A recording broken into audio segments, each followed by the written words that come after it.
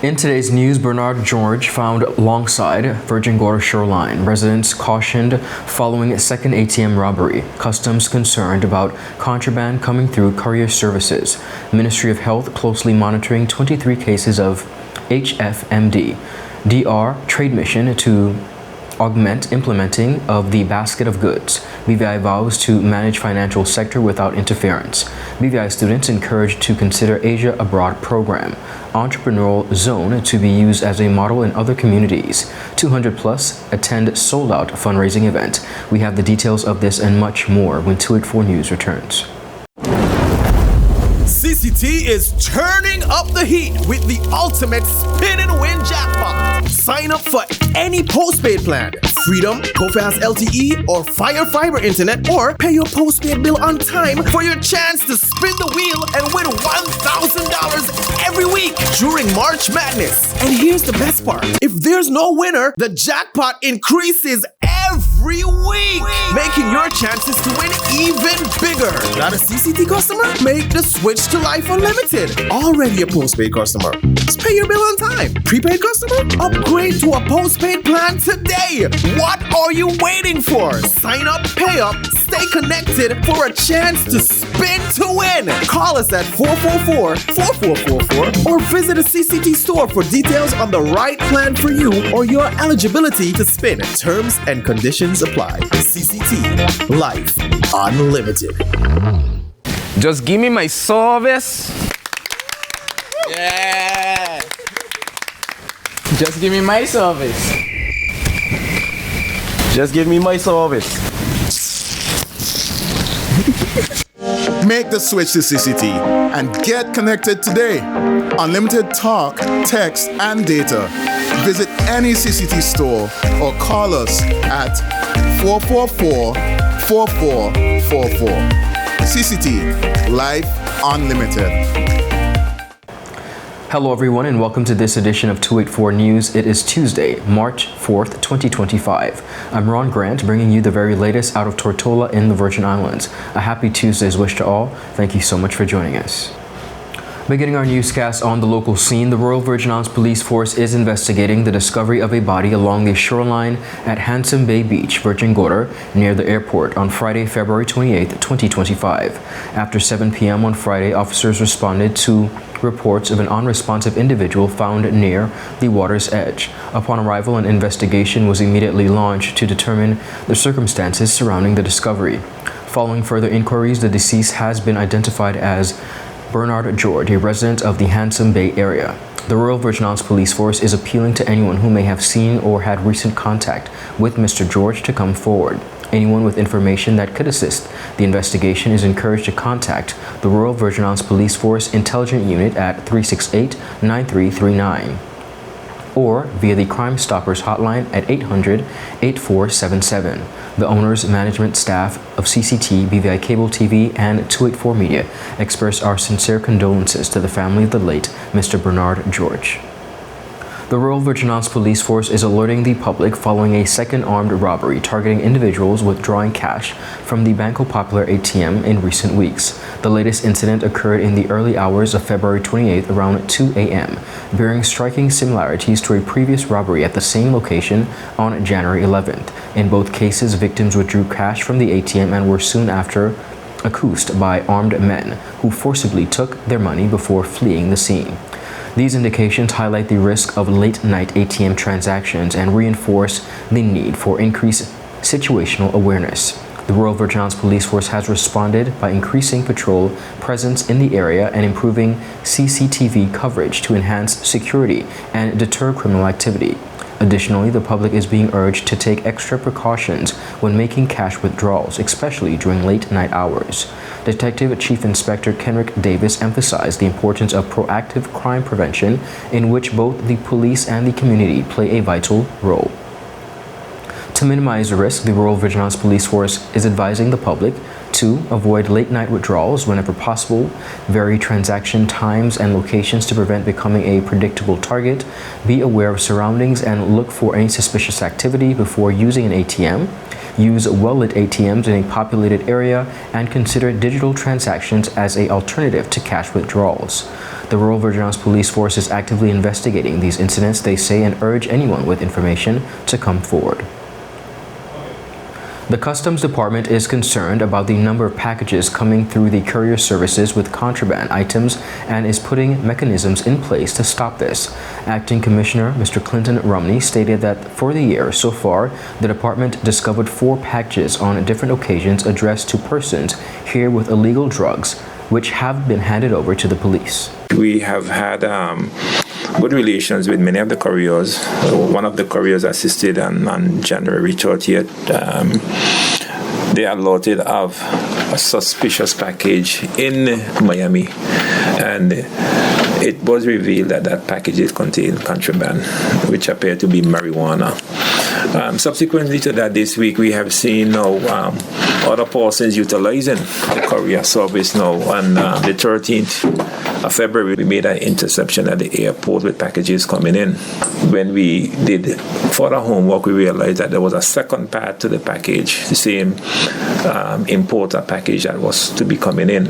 We made our inspection and it was revealed that the package, another package, contained marijuana. So we continue to see this. We have an understanding of the modus operandi these persons are utilizing. We have turned our drugs that we have confiscated over to the Royal Virgin Islands Police Force, and they now will continue the investigation. All the relevant information as to the importer, the contents, the value has been turned over to the Royal Virgin Islands Police Force. The packages are mainly coming out of the United States, Miami, and what here to the BVI. Romney explained that they are working to establish a courier declaration center whereby all packages coming through the service will be channeled through the facility and inspected by Customs. It is something that we have looked at before, and let me be clear with it. It may mean that individual customers or couriers would be required to send a declaration to Customs. As it is now, most of the couriers will send one declaration. So persons can hide behind the couriers to import their ill-gotten cargo. No matter what steps law enforcement may take, persons are always going to take a risk.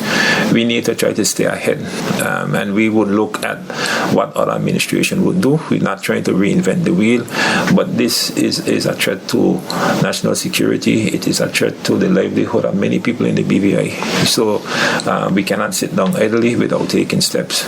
Like I said, there are some other tools we want to use, and some facilities that we need in place to ensure now we do as much as we can do to curb this from being imported into the territory. At the airport, we need proper facility at the airport. With some 23 confirmed cases of hand, foot, and mouth disease in the territory, Acting Chief Medical Officer Dr. Ronald Georges says that they are closely monitoring this development. According to Dr. Ronald Georges, the cases were recorded from February 12th to February 27th. He further explained that these figures are likely to represent underreporting, as many mild cases may not be reaching medical attention. We were anticipating this development, given the fact that there were cases of hand, foot, and mouth down in the lower part of the Caribbean, I think Dominica and St. Vincent in particular, and then more recently in St. Thomas. So we knew that this is something that would have, eventually made its way to the Virgin Islands. So in anticipation of that, we started working through the Environmental Health Division with daycares and areas and schools to ensure that their hygiene measures were in place, and to help with training to make sure that they knew how to handle and how to prevent. So we did send out a press release, and essentially we mentioned some of those things. And at this point, we also included in the press release some instructions for parents who have children who might be affected, and employers who might have employees whose children might be affected. And essentially, this is a disease which is spread by through contact. So essentially, the normal hygiene measures that we recommend, as always, are the ones that you have to do. Mostly for children, this is a self-limiting mild disease. The acting chief medical officer stated that the Environmental Health Division will continue to work closely with daycares and preschools to ensure proper hygiene measures are implemented to prevent further spread. The division has inspected 85% of daycares and preschools within the territory thus far for 2025. Up next, we have much more on the local scene. We'll be right back after a quick commercial break. Some claim that the age of a true gentleman is far behind us, but we disagree.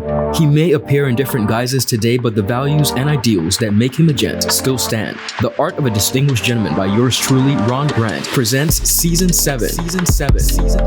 Introducing Travi Rose, Creative Director. Alex Lake, Businessman. Sean Black, Cinematographer. Dakari Wheatley Adams, Content Creator. Donandre Millwood, Educator and Musician. Hashim Dream, Entertainer. James Todman Sr., Contractor. Dr. Albert Tompkins, Psychotherapist. Walter Barrett, Author. Rakim Todman, Producer and Engineer.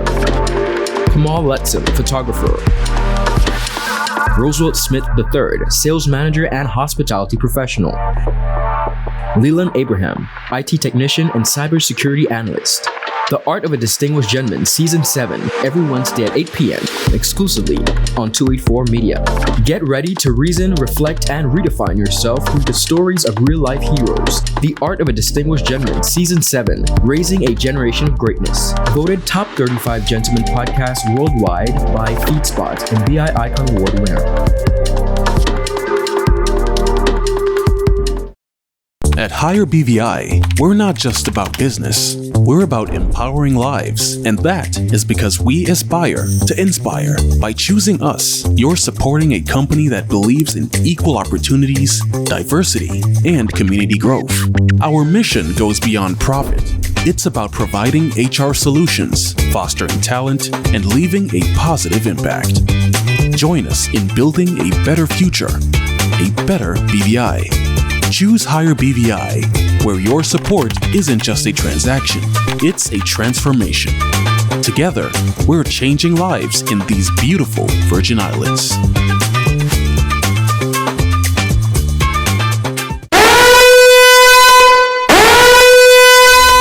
Orange alert! Fire is spreading across the BVI!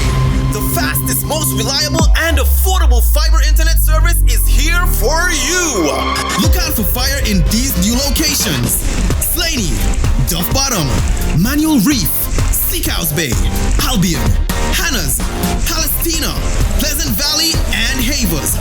Fiber is in your area. Call 444-4444 or visit a CCT store to find out more and bring it home. More locations coming soon.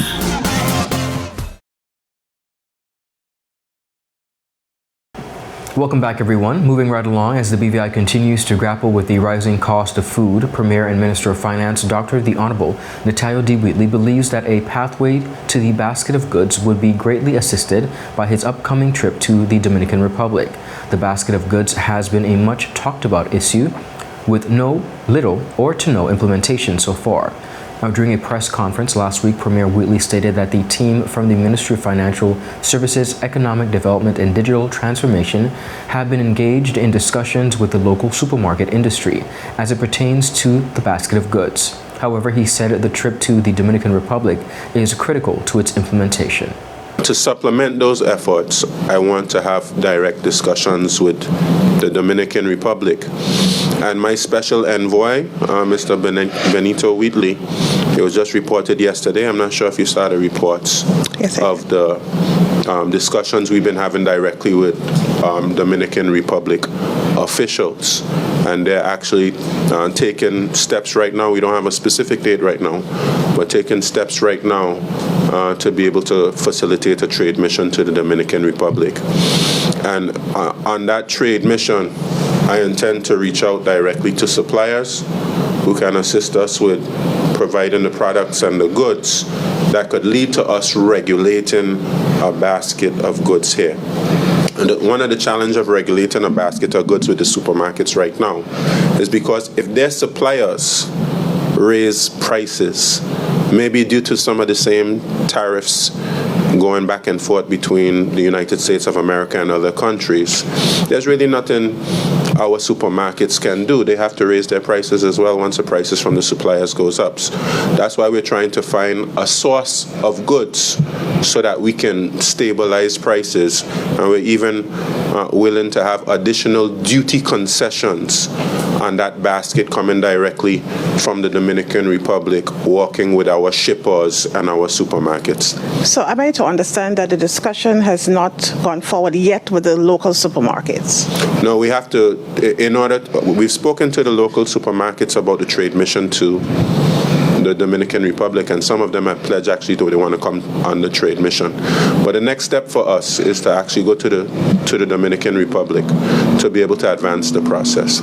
Meanwhile, Deputy Premier and Minister of Natural Resources and Climate Change, the Honorable Julian Fraser, RA, recently attended the CARICOM Heads of Government Summit in Barbados, where the issue of food security was of paramount discussion. One of the questions put to Minister Fraser at the press conference with the Premier was the possibility of the BVI getting more goods from CARICOM countries instead of depending on most imports from the United States. As you would know, transportation is one of our greatest issues, and getting goods from the CARICOM countries, as they have been doing in the past, was coming on those wooden schooners. One of the discussions that they have been having, they even had a consultant there, was on transportation. They're looking into fast ferries that can carry containers of goods at a rapid speed, moving goods between islands. It's not just people. Containers, vehicles, people between islands. And I would imagine that if their produce becomes attractive enough to us, our market becomes attractive enough for their produce, we will be a part of that. It's not going to happen tomorrow, but down the road, it's a high possibility that will take place. Premier and Minister of Finance, Dr. the Honourable Natalia de Wheatley, has strongly opposed calls by UK parliamentarians to impose public registers of beneficial ownership on the British Virgin Islands through an order in council. Speaking on the matter at a recent press conference, Premier Wheatley reaffirmed the importance of the BVI's financial services sector, which accounts for approximately 60% of government revenue and plays a crucial role in funding essential public services such as education, healthcare, security, and infrastructural maintenance. He underscores for over 45 years, the BVI has never defaulted on its financial obligations, with its sovereign debt rating by Standard & Poor's reflecting strong investor confidence in the territory's economy. Protecting our financial services industry is a top priority for the territory. Without financial services revenue, we would no longer be able to meet our financial obligations, which we have done ever since we balanced the budget and got off British granting aid in 1978 under the leadership of the late former Chief Minister and First Minister of Finance, Dr. Willard Wheatley, MBE, LLD. We have never defaulted on any financial obligations over the course of the past 45 years. Our sovereign debt rating by Standard & Poor's demonstrates investor confidence in our economy and our ability to manage our own fiscal affairs. I do not intend to see financial services fail on my watch. Too much is at stake. Rejecting the notion of external intervention, Premier Wheatley defended the territory's capability to regulate its own financial sector while maintaining close collaborations with the UK on key issues. While the industry continues to be resilient in the face of political pressures, my government has been proactive in taking decisive action to ensure the Virgin Islands as a jurisdiction remains a successful and competitive international finance center in perpetuity based on adherence to international regulatory standards. In this regard, I oppose the continuous calls by some members of the UK Parliament for public registers of beneficial ownership to be imposed on the Virgin Islands via an order in council. It is under the leadership of the democratically elected arm of government that the territory has successfully grown and regulated the financial services industry over 4 decades. We are also committed and reliable partners of the United Kingdom in applying sanctions, combating financial crime, and immediately sharing beneficial ownership information to support investigations. Additionally, he reaffirmed the legitimate interest filters with further strengthening of the BVI's regulatory framework, ensuring compliance with global standards while maintaining the BVI's autonomy in managing its affairs. Legitimate interest filters will make our regulatory regime even more robust. At the local level, we are more than capable of managing the growth and regulation of our financial services industry and should not be threatened for exercising our autonomy. Premier Wheatley's remarks reaffirmed his government's commitment to protecting the BVI's financial independence and ensuring that the territory's financial services sector remains robust, competitive, and fully compliant with international standards. Up next, we have more news from across the territory. We'll be right back.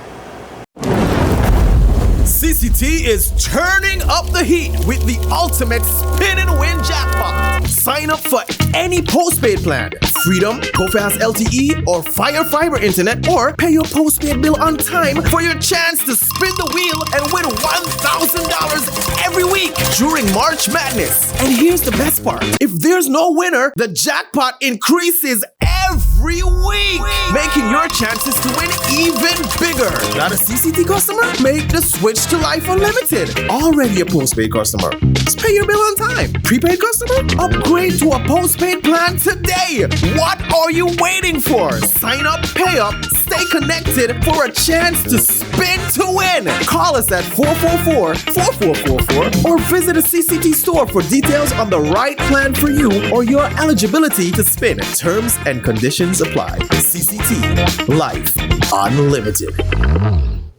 Remind me to renew my insurance before I leave. Just do it online with CG. Remember when my week-long vacation became a month-long excursion? Yeah, we ended up stuck in Saskatchewan, and I lived off the land for a month. Turns out I'm a natural-born ice fisher. Anyway, I renewed my insurance online. You never know. An online portal that's convenient and simple. CG Insurance. Good like that. Welcome back, everyone, and thank you for sticking with us. During a recent press conference highlighting the success of the just concluded Asia mission trip, Premier Dr. the Honorable Natalia D. Wheatley spoke on the significance of the Asia Abroad Scholarship Program under the leadership of the BVI Hong Kong office. Premier Wheatley praised the director of the BVI Hong Kong office, Dr. Ricardo Wheatley, for his vision. Firstly, let me recognize the director of the representative office in Hong Kong and his entire team, Dr. Ricardo Wheatley. The Asia Abroad program was really a brainchild of his. As we know, we have students who attend universities in the United States, in the United Kingdom, and that has been very helpful to us to provide the knowledge and skills necessary to be able to contribute to our home, our society. But we have other opportunities. We have universities in the China area. I believe we have someone in Taiwan as well. And these universities are offering full scholarships to Virgin Islanders. I believe right now we might have maybe in this region of 6 or 7 students, somewhere around there. But we want to expand that to 15, about 15 students. So we want students to be able to consider the possibility of studying at these universities. Premier Wheatley also highlighted the various programs and universities that students have access to and encouraged BVI students to consider the remarkable opportunity. We've discussed the possibilities of internships. Our students being able to get internships in the Greater China area, and also their students want to be able to come and do internships in the Virgin Islands. We had those direct discussions with the University of Macau. So I would say that the benefits to students are tremendous, particularly being able to get a free quality education, to be able to see a different part of the world and experience a different part of the world, and have that cultural exchange, which no doubt would benefit our people here in the Virgin Islands. It'll make them more globally minded, but it also gives them a quality education to contribute to their homeland. Premier and Minister of Finance, Dr. the Honorable Natalia D. Wheatley, has said that the success of every business venture that would be launched from the entrepreneurial zone in HUNTUMS GHUT is of utmost importance to the Virgin Islands. The initiative was officially launched last week by the District Representative and Minister for Communications and Works, the Honorable Kai M. Reimer. Speaking at the ceremony, Premier Wheatley said he is pleased that his government is ensuring a range of resources that would be made available to support entrepreneurs on their journey. This facility itself will offer office space, shared workspaces, conference rooms, laboratories and research facilities for specialized incubators, prototyping, equipment and warehousing space. But as a satellite of the Innovative Business Lab under the National Business Bureau for the British Virgin Islands, with the assistance of the Ministry responsible for Trade and Economic Development and the Department of Trade, persons will obtain support in business development, mentoring and training, networking opportunities, administrative support, legal and accounting services, technical assistance and more. The Entrepreneurship Incubation Program will also assist businesses to transition to the next phase of their development when they mature and graduate out of the incubator program, making room for new entrepreneurs to enter the program and get their businesses up and running. According to the Finance Minister, this entrepreneurial zone has the power to transform the HUNTUMS GHUT community and the lives of the people in that area. Dr. Wheatley further said the zone is a model that will be adopted for all communities within the Virgin Islands. We are going to take much more moving forward a community development approach, which is we expect every ministry of government to have a program that reaches out directly into the community and give young people and other persons in the communities opportunities they may not have had with our centralized approach, our rural town centric approach. We've seen the Ministry of Education, Youth Affairs and Sports have their youth outreach through their after school programs in every district. And of course you have and we have so many other initiatives which reach out into the community. And we want to take a community development approach. The Virgin Islands Search and Rescue recently held its first major fundraising event for the year, the Governor's Gourmet Gathering. 284 Media was proud to come on board to support the event for another consecutive year. Here's a look at how things went down.